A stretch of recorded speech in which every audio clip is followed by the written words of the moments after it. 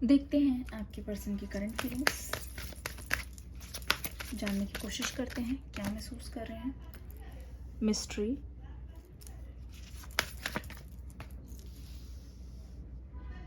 Decisions,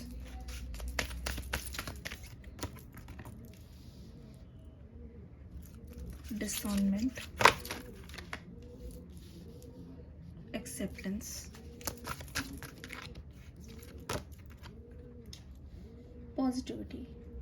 पूरी energy change नज़र आ रही है इस पर्सन के आसपास। ऐसा लगता है ये पर्सन पहले से ज़्यादा खुश हैं, पॉजिटिविटी से भरे हुए हैं। मुझे लगता है कि पहले ये पर्सन जब भी कुछ भी डिसाइड करते थे तब उस बारे में आपको पता नहीं होता था और ये हर कुछ आपसे छुपाने की कोशिश करते थे। इनके मन में ये होता था कि कोई भी चीज़ आप तक ना पहुंच पाए। जो चीज़ ये बताना चाहते हैं बहुत सिलेक्टिव चीज़ें आपके पास पहुंच पाए और सारी चीज़ें आपसे छुपी रहें। पर यहाँ पे ऐसा लगता है कि आपके पर्सन बहुत कोशिश कर रहे हैं आपसे, ये जो भी करे आपको सब कुछ बताएं, ठीक है। यहाँ पे एक्सेप्टेंस आ गई है, जिसका मतलब ये है कि आपके पर्सन आप जैसे हो वैसे ही आपको एक्सेप्ट करने की कोशिश कर रहे हैं। यहाँ पे डिसीजंस वाला कार्ड आया है, इसका मतलब ये है कि आपके पर्सन पहले आपके अंदर खोट निकालने की कोशिश करते थे। वो हमेशा हर चीज़ के बारे में आपको ब्लेम करते थे कि आपकी वजह से ये हुआ, आपकी वजह से ही इनका ये बिहेवियर है, आप ये नहीं देते उसकी वजह से ये ऐसा बिहेव करते हैं, आप ये नहीं करते उसकी वजह से उनका नेचर ऐसे हो गया है। तो कहीं ना कहीं हर बात की एक बात ये आपको ब्लेम बहुत ज़्यादा करते थे। पर यहाँ पे मैं देख रही हूँ एक्सेप्टेंस आ गई है, जिसका मतलब ये है कि ये अपने डिसीजंस को हमेशा आपके फेवर में लेंगे। ऐसा लगता है कि आपके पर्सन अच्छी तरीके से जान गए हैं कि किसी भी हालत में वो आपको अपनी लाइफ से अब बहुत ज़्यादा दिन तक अलग नहीं कर सकते हैं। द स्टार कार्ड यहाँ पे आ गया है, ठीक है। द स्टार का कार्ड, 9 ऑफ पेंटिकल्स का कार्ड आ गया है, नाइट ऑफ वॉन्ड्स का कार्ड आ गया है, द लवर्स का कार्ड आ गया है।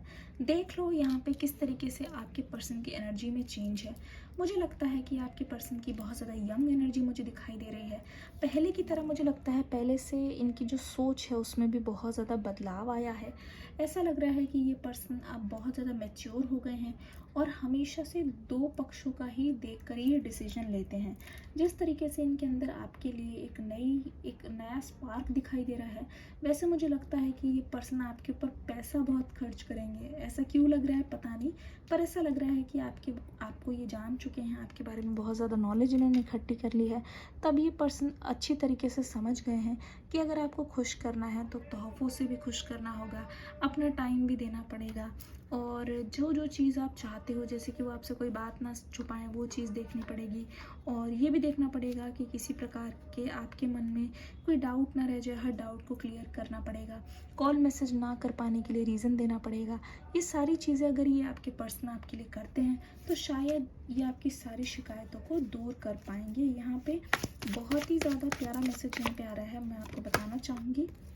ओके, मुझे लगता है कि आप दोनों के रिश्ते के लिए इस पर्सन ने अपने घर पे किसी से बात की है। हो सकता है ये घर पे इनके कोई बड़े हैं, फादर हो सकता है, बड़े ब्रदर हो सकता है, जो पहले शायद आप दोनों के बारे में नहीं जानते थे।